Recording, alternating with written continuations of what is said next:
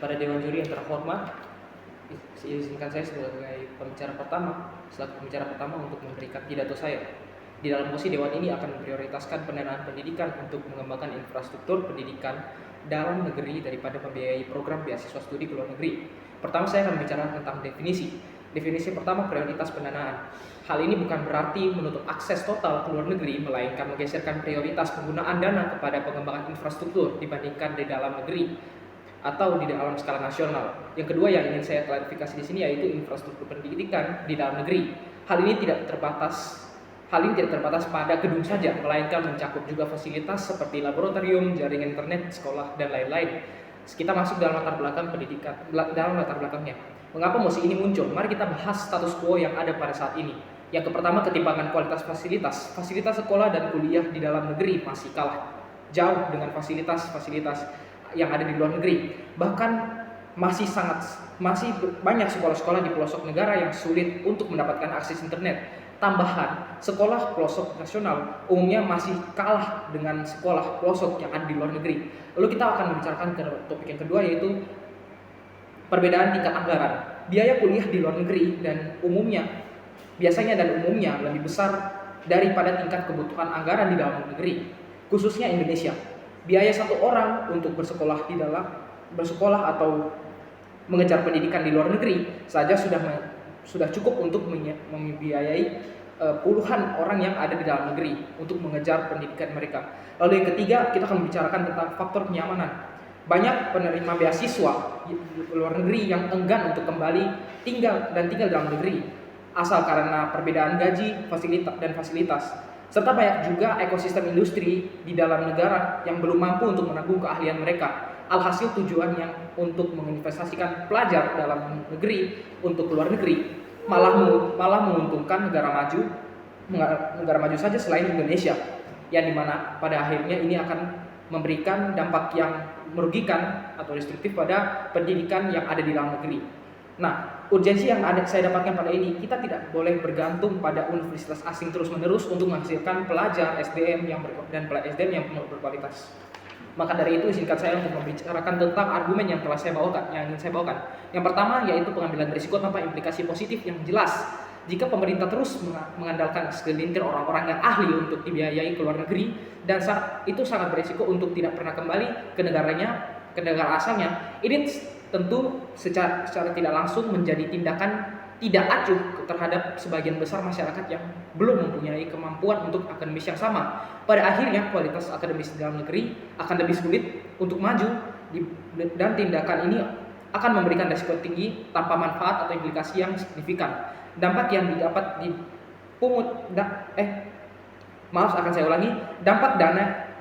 Dampaknya dana yang dipungut dari masyarakat nasional hanya digunakan untuk segelintir orang tanpa memikirkan implikasi yang jangka panjang untuk sebagian besar masyarakat. Sebaliknya, jika dana dialokasikan ke infrastruktur pendidikan di dalam negeri, perlahan tapi pasti pelajar di dalam negeri akan selangkah lebih baik dari sebelumnya atau bersifat tidak stagnan. Lalu saya akan masuk dalam argumen yang kedua, yaitu dana dalam negeri memiliki kualitas yang lebih awet. Untuk mengalokasikan dana untuk di dalam negeri memiliki kualitas yang lebih awet dan kolektif. Dengan mengalokasikan dana ke dalam infrastruktur dalam negeri, umpamanya kita sedang membangun benteng sendiri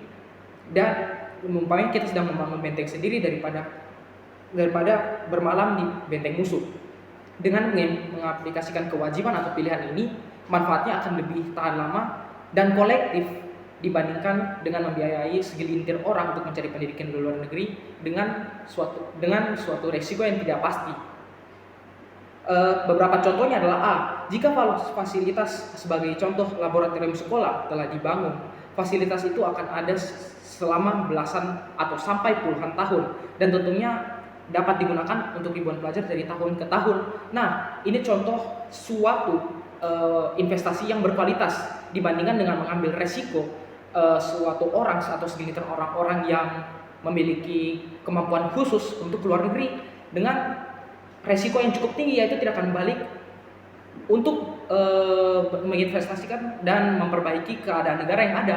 Karena apa? Seperti yang sudah saya jelaskan tadi, banyak sekali fakta-faktanya bahwa mereka tuh lebih nyaman di luar negeri karena suatu, atau bisa jadi karena gajinya, atau bisa jadi karena suasananya, atau bisa jadi karena lingkungannya yang ada di dalam luar negeri.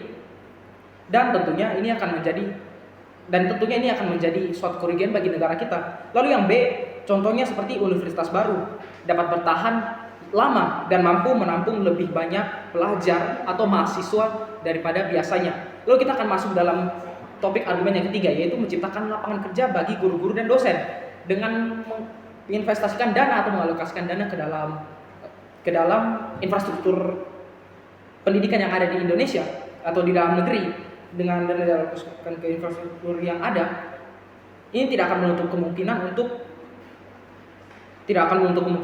bahwa akan banyak sekolah-sekolah dan gedung-gedung perguruan tinggi baru yang tentunya akan selaras dengan kebutuhan tenaga kerja akademis juga. Dengan adanya tenaga kerja akademis ini, maka banyak juga kebutuhan seperti guru atau dosen-dosen baru yang akan diaplikasikan untuk bekerja. Dan tentunya ini akan menguntungkan kedua pihak, tentunya dari pihak sekolahnya atau pihak universitasnya dan juga pihak pekerjanya, sehingga ini akan mendapatkan sifat keuntungan win and win atau keuntungan dari kedua belah pihak. Lalu apa perbandingan inti dan kesimpulannya? Pendanaan kepada program beasiswa ke luar negeri terbilang cukup naif dan tidak memikirkan risiko dan dampak jangka panjangnya terhadap negara. Sebaliknya, dengan mengalokasikan dana ke infrastruktur dalam negeri, perjalanannya terbilang memang lebih lambat dibandingkan dengan program beasiswa. Namun kepastian jauh lebih tinggi dan menjamin dibandingkan dengan mengalokasikan dana kepada program beasiswa ke luar negeri. Sekian dari pidato saya, terima kasih.